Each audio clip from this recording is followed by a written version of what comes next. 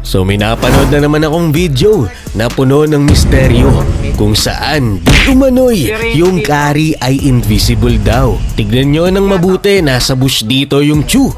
Tapos biglang lumabas yung Kari out of nowhere. Ito ay naranasan sa live ng pro player na si Bentings. At gulong-gulo siya kung anong nangyari doon. Parang gusto nang ipabarangay ni Boss Bentings yung Kari kasi nga nag-invi bigla. Andaya nung Kari, pre. Nagbag yung na-replay ko eh. Bag yung invi ng Kari.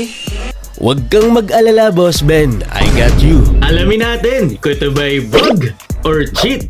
Pero syempre, bagong lahat, kung di ka pa nakasubscribe sa aking YouTube channel, baka naman. Ang video na ito ay uploaded ni Bentings na isang pro player kung saan nakakuha ito ng 1 million views. At usap-usapan kung paano nangyari yun, kaya naman marami na namang nag-mention sa akin. At sa paghahanap ko ng kasagutan, nakausap ko ang former top global Kari at nireveal niya kung paano nga ito nangyayari. So bago ko ipakita sa inyo kung paano ginagawa ito, tinesting ko muna sa totoong game kung talaga bang gumagana. At ayun nga, magugulat talaga ang kalaban dahil bigla-bigla ka nalang susulpot. Kagaya dito, tinarget lock ko yung Claude.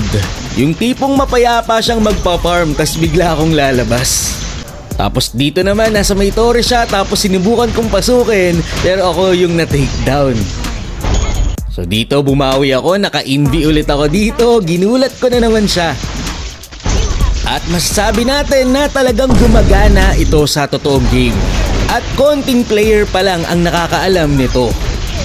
So ito na nga, i-reveal ko na sa inyo. Gumamit ako dito ng 3 device. At tapusin nyo hanggang dulo para maintindihan nyo. Simple lang ang kailangan gawin. Kailangan mo lang i-drag ang iyong mapa papunta sa malayo. Tapos sabay pipindutin ng kasama mong tank ang conceal. Tas pagbalik mo, invi ka na. So nagkakaroon ng bug sa conceal kay Kari. Itututok mo lang sa malayo ang mapa, magko-conceal ang tank.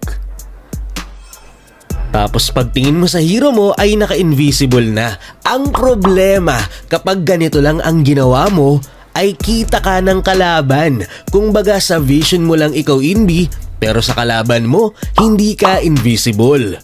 So ayan, ulitin natin yung proseso. Okay, itututok ni Kari yung kanyang screen sa malayo, magko-conceal yung tank. Tapos ayun, kita ka ng kalaban. So may isa pang ginawa yung kalaban ni Bentings kaya sila naging invi kay Bentings. So ganito lang kasimple, nag-invi lang sila or nag-conceal kung saan malayo yung kalaban or walang vision yung kalaban sa kanila. Itututok ni Kari yung kanyang screen sa malayo, tapos magko-conceal yung Franco dahil walang malapit na kalaban. After mag-conceal, nung lumapit si Fanny, hindi niya nakita yung Kari. Ayan, ulitin natin. Tututok sa malayo yung screen, conceal, paglapit ng Fanny, si Franco na lang ang visible. Tas bigla na lang susulpot si Kari. Kapag hindi agad na-fix ang bug na ito, pwede itong i-abuse kahit solo lang. Ang gagawin mo lang, magbibuild ka ng conceal dito kay Kari, pupunta ka sa bush kung saan malayo sa kalaban, itututok mo yung camera sa malayo, sabay conceal at ayun na, invi ka na. So kahit solo, posibleng gawin ito. Kaya naman ipapakita ko sa inyo kung ano yung magiging advantage ni Kari kapag ginagawa niya itong bug na ito sa totoong game. So sa classic ko lang to itinry. So kung mapapansin nyo, lumayo muna ako sa mga kalaban. Tapos tinutok ko sa malayo ang aking mapa, sabay conceal. Tapos tignan nyo, nagulat dito yung Bea dahil bigla akong sumulpot sa kanyang likuran. O diba, napakadaya nito. May mga time na kapag ginawa mo itong bug na ito, para ka lang naka-normal na conceal. Pero ang totoo ay invi ka sa vision ng kakampi at kalaban mo. Medyo nagbabag lang yung vision.